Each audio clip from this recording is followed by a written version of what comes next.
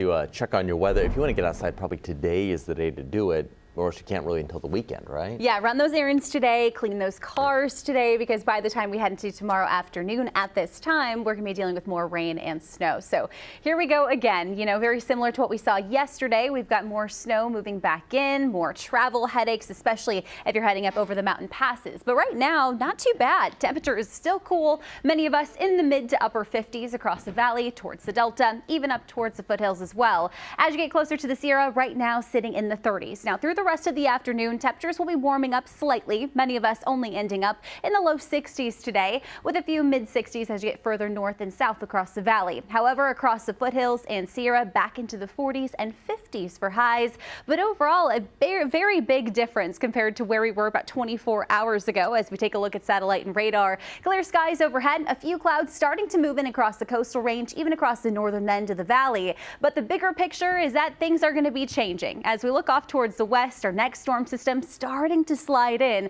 That going to increase our clouds and wind through the rest of this evening into early tomorrow morning as that rain starts to develop as early as tomorrow afternoon. So as we take a look at some of your weather alerts, winter weather advisory reissued across the Sierra. That's going to kick into effect starting tomorrow, staying posted all the way through Friday evening. Adding on top of that, a wind advisory across the Sierra into the Tahoe Basin as we are expecting some very strong wind gusts up across the passes. So one thing you're going to want to know is that pass travel over the next couple of days is going to be very tricky and actually very hard, especially through the evening tomorrow and again Thursday night and into Friday. As we time out the wind potential, wind going to arrive first along with the clouds. We'll start to feel the wind picking up throughout the morning tomorrow, especially across the valley, but our strongest wind, especially by the afternoon, is going to be across the Sierra. We're expecting gusts right around 45 to 50 miles per hour. I think this model overdoing it just slightly, but wind is going to be very strong. Along with the wind, we'll start to bring in the active weather through tomorrow afternoon.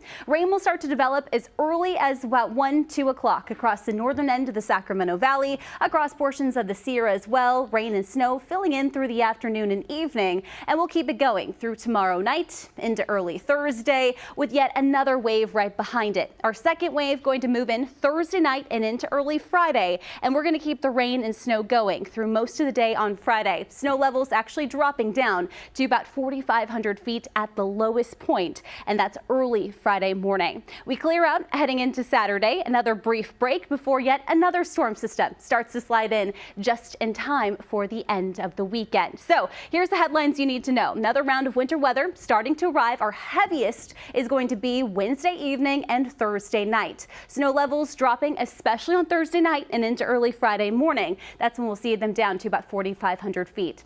Rain and thunderstorms also on the way, possibility across the valley and foothills.